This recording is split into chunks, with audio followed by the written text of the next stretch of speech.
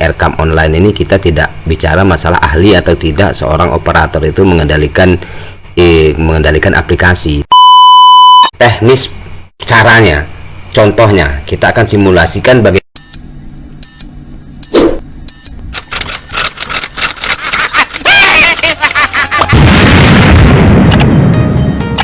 Assalamualaikum warahmatullahi wabarakatuh. Bapak Ibu yang saya hormati, pada kesempatan ini kita akan membahas masalah perubahan eRkam atau Elektronik Rencana Kegiatan dan Anggaran Madrasah tahun 2022. Nah, jadi pada video pertama ini saya akan membahas masalah konsepnya dulu, karena masalah keuangan ini di eRkam online ini kita tidak bicara masalah ahli atau tidak seorang operator itu mengendalikan aplikasi, tetapi lebih pada pemahaman terhadap konsep kegiatan dan konsep anggaran madrasah. Itu malah lebih penting. Jadi pada kesempatan video yang pertama ini kita akan bahas masalah apa saja yang menjadi sebab perubahan, kemudian syaratnya, dan yang berikutnya itu tipe perubahan, serta nanti saya akan di akhir video ini saya akan memberikan satu saran yang sangat penting dan hal-hal yang perlu diperhatikan ketika kita akan melakukan satu perubahan di eRkam atau eRkam ini. Baik, yang pertama, apa sih yang menyebabkan kita mengubah eRkam yang sudah kita buat atau sudah fix? Ini eRkam yang sudah fix itu begini. Kita sudah menganggarkan kegiatan, sudah menganggarkan dananya untuk di eRkam kita tahun 2002 ini. Contohnya di madrasah kami ini total alokasi dana BOS untuk tahun 2002 selama satu tahun itu adalah 150.300.000. Maka 150.300.000 ini dalam satu tahun ini dibagi ke dalam dua tahap. Tahap yang pertama dan tahap yang kedua. Kita perhatikan bahwa di tahap yang pertama ini sama jumlahnya dengan tahap yang kedua. Artinya bahwa dalam mengalokasikan dana untuk kegiatan dan anggaran di tiap tahap itu dia harus balance antara tahap 1 dan tahap 2.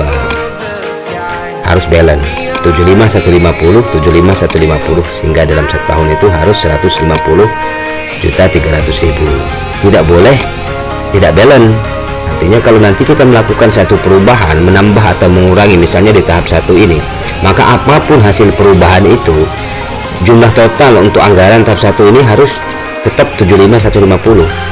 Tidak boleh lebih, tidak boleh kurang. Begitu juga yang terjadi apabila perubahan itu nanti terjadi di tahap 2. Nah, jadi apa sih kemudian syarat bisa melakukan perubahan pada eRkam? Ya, syaratnya adalah ambang batas. Masalah ambang batas, bahwa dalam rencana kegiatan anggaran itu kita penetapannya itu belum berakhir. Nah, tapi kalau di sini penetapannya itu tertulis sudah berakhir, ya kita nggak bisa ngapa-ngapain gitu. Kalau di sini kan masih ada 2 bulan lagi. Artinya selama 2 bulan itu walaupun eRkam kita sudah fix, sudah kita susun dengan baik, antara rencana dan anggarannya itu sudah fix, tetapi kemudian karena ada beberapa kondisi, kemudian kita ingin melakukan satu perubahan, maka selama ini penetapannya itu belum berakhir, kita bisa-bisa saja melakukan satu perubahan pada eRkam kita. Sekarang kita ke tipe perubahan. Tipe perubahan rencana kegiatan anggaran. Kalau saya bagi tipe perubahan itu ada 2, tipe 1 dan tipe 2. Nah, apa yang saya maksud dengan tipe 1? Tipe 1 itu adalah menambah atau mengurangi jumlah anggaran pada kegiatan yang sama-sama sudah dijadikan prioritas di hasil IDM. Ingat ini, sama-sama sudah dijadikan program prioritas di hasil IDM.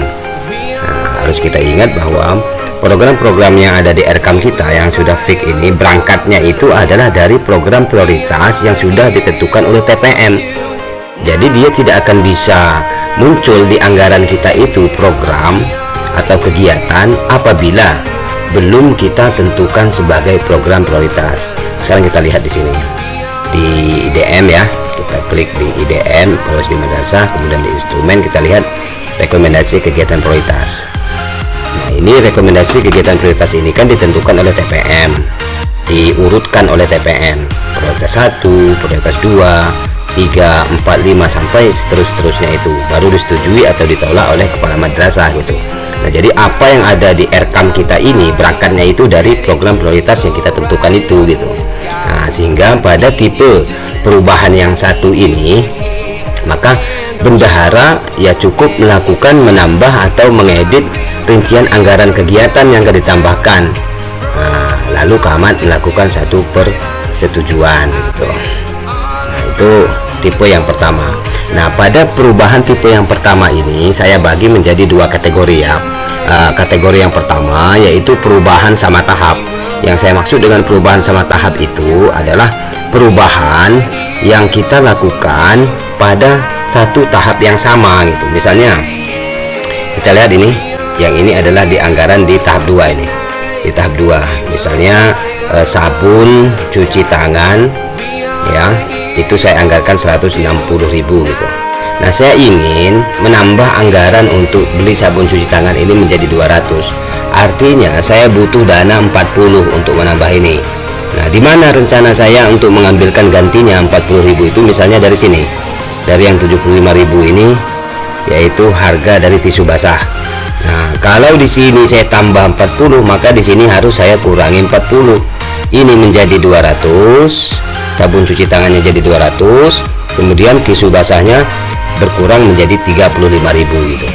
Jadi perubahannya sama-sama terjadi di satu tahap ini, di tahap 2 semua. Nah, karena kita rencanakan cairan pembelian alat COVID ini di tahap 2 semua gitu.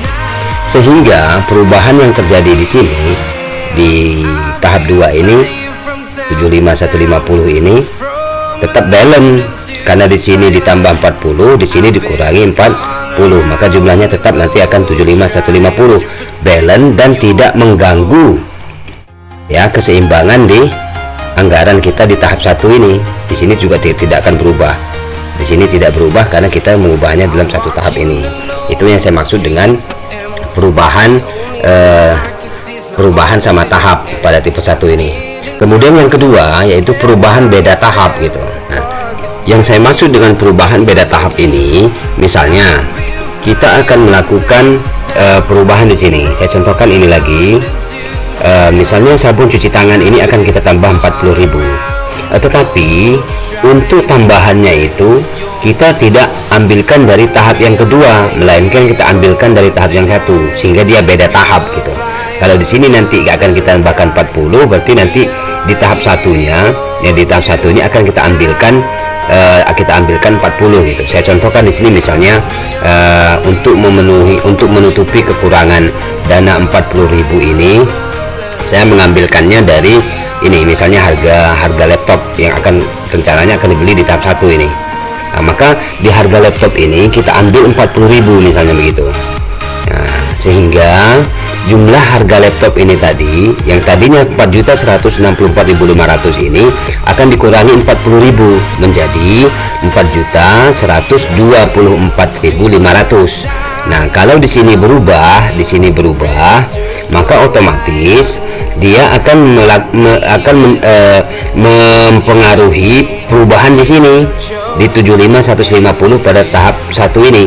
Di sini jelas jumlahnya akan berkurang menjadi 40, berkurang 40.000 menjadi 75.110.000. Nah, artinya sudah mengganggu balance di tahap 1, perubahan yang kita lakukan di tahap 2 tadi itu. Nah, kalau di sini tadi kita tambah 40, maka di sini menjadi 75.190, tetapi di tahap satunya berubah menjadi 75.110.000 rupiah. Sehingga perubahan beda tahap ini berarti dia perubahan yang berdampak pada balance total dana di tahap lain. Seperti yang saya katakan tadi, kalau kita melakukan perubahan di sini, kita ambilkan tambahan kita melakukan perubahan di tahap 2, tetapi kita ambilkan dana gantinya itu dari tahap 1, maka otomatis dia akan berdampak ke jumlah total di tahap 1 ini. Dia berdampak pada balance daripada tahap yang lainnya, sehingga perlu juga dilakukan perubahan pada tahap yang terdampak. Di sini artinya perlu juga kita lakukan perubahan supaya ini menggenapi yang tadinya berkurang menjadi 751.110.000, dia juga harus berarti ada kegiatan atau anggaran yang kita tambah sehingga dia menjadi kembali ke 75150. Yang ini juga yang tadinya sudah kita tambah 40.000 menjadi 75190, maka harus ada juga program yang lain di tahap 2 ini yang kita kurangi 40.000 sehingga dia pada akhirnya akan duduk kembali di posisi 75150.000. Ini yang saya maksud dengan perubahan beda tahap, dia berdampak pada tahap yang lain perubahannya. Kemudian nah ini adalah tipe perubahan tipe 1.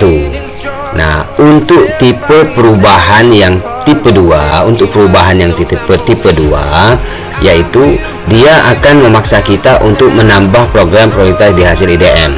Maksudnya begini, menambah program yang tadinya tidak dijadikan program prioritas menjadi program prioritas di hasil IDM. Artinya kita memasukkan satu program yang baru yang belum ada di RKAM kita ini, belum ada di RKAM. Kemudian belum ada di RKAM dan belum juga kita jadikan program prioritas di IDM kita gitu. Kalau kita cek misalnya di IDM kita kegiatan AKMI, misalnya saya contohkan yang ini di rekomendasi kegiatan prioritas itu misalnya belum ada kegiatan AKMI yang 8382 ini, 838.2 ini kan belum dicentang, artinya tidak menjadi program prioritas. Nah, sekarang dalam perubahan saya akan menjadikan ini menjadi program prioritas gitu sehingga bisa dianggarkan pada perubahan itu.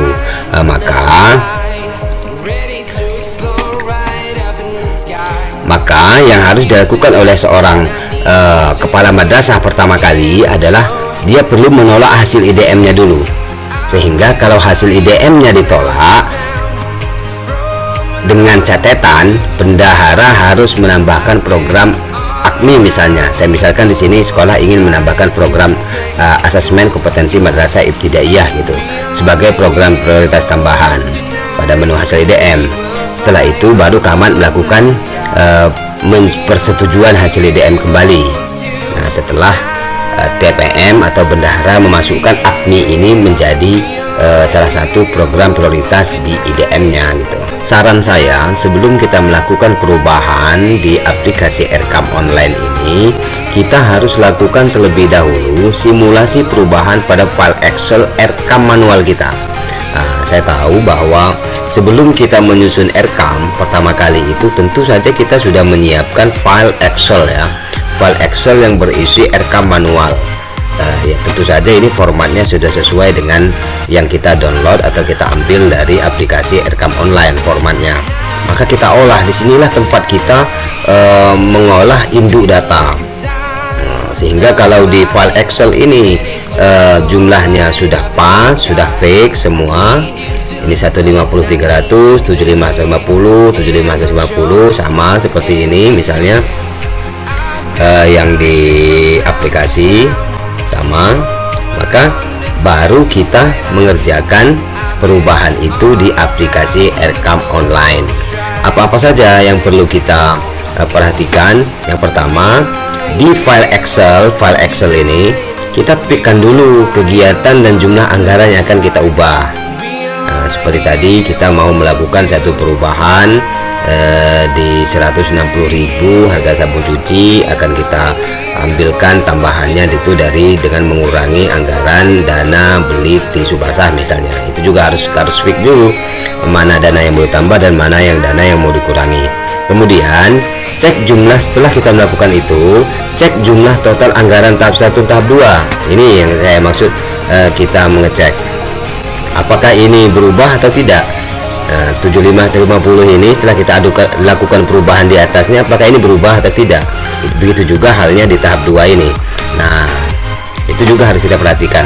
Jika jumlah total anggaran di tahap 1 dan tahap 2 tidak berubah alias balance antara total anggaran di tahap 1 dan tahap 2 nya, maka clear. Artinya kalau dia duduk di angka 75.150 ini kembali di tahap 1, di tahap 2 juga begitu, maka clear lah perubahan yang kita lakukan yang di atas ini berarti sudah benar.